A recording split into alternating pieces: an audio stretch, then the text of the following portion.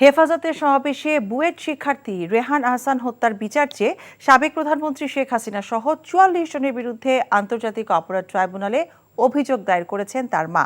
আর ৫ই অগস্ট বংশালে শিক্ষার্থী সিফাত হোসেন হত্যার ঘটনায় হওয়া ভুয়া মামলার প্রতিকার চেয়ে তার মাও ট্রাইব্যুনালের শরণাপন্ন হয়েছেন।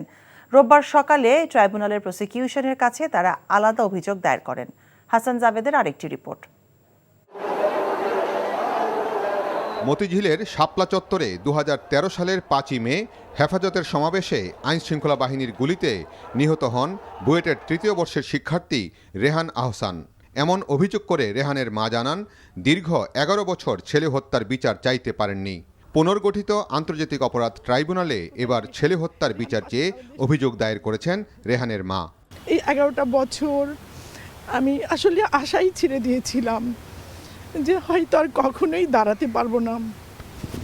আজ ৫ই আগস্টের পর রেহানের হত্যার বিরুদ্ধে একটা মামলা দায়ের করার সাহস পেয়েছি। প্রথম অভিযোগ যাচ্ছে তৎকালীন প্রধানমন্ত্রী শেখ হাসিনা, স্বরাষ্ট্রমন্ত্রী ডক্টর মহিউদ্দিন খান আলমগীর, তৎকালীন স্বরাষ্ট্র প্রতিমন্ত্রী সহ আমরা মোট ৪৪ জনের বিরুদ্ধে অভিযোগ দায়ের করেছি এবং সাথে আরও অজ্ঞাতনামা আছে। এদিকে ছাত্র জনতার গণ অভ্যুত্থানে রাজধানীর বংশালে ৫ই আগস্ট পুলিশের গুলিতে নিহত হন মাদ্রাসা শিক্ষার্থী মোহাম্মদ সিফাত হোসেন। সেই ঘটনায় অন্য আরেক ব্যক্তি মিথ্যা মামলা করে মিরপুর থানায়। ঘটনাস্থল, তারিখ এবং হাসপাতালের নামও মামলায় মিথ্যাভাবে উপস্থাপন করা হয়েছে। মামলার বিষয়ে কিছুই জানতেন না সিফাতের পরিবার। পরে থানায় সিফাত হত্যার ঘটনায় মামলা করতে গিয়ে তারা খবর পান ইতোমধ্যে মামলা হয়ে গেছে মিরপুর থানায়। মারা গেছে বংশাল, সে মামলা দিছে মিরপুরে। তা আমার এই মিথ্যা মামলাতে আমরা বিচার পাবো না, সঠিক বিচার। এই কারণে আমরা এই জায়গায় আমাদের অভিযোগ করতে আসছি। জুলাই আগস্ট হত্যায় আর যাতে কোনো মিথ্যা মামলা না হয় সেই দাবি জানিয়েছে পরিবারটি। Hasan Javed, NTV news, Dhaka.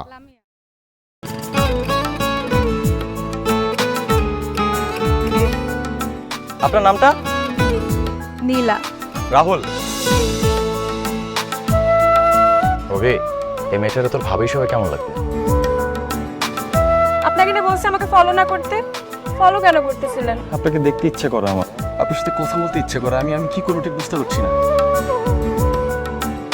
ওরে বাবা, ওই মেয়ে, অথচ তারে তুমি চিনো না? হ্যাঁ, কি মায়ায় তাকাও তুমি, একটু দেখে চোখের খেয়াল, তোমায় দেখার তৃষ্ণা ভীষণ। ভালোবাসায় বুঝি দেনা পাওনা থাকে? অবশ্যই থাকে, ভালোবাসা সবকিছু থাকে।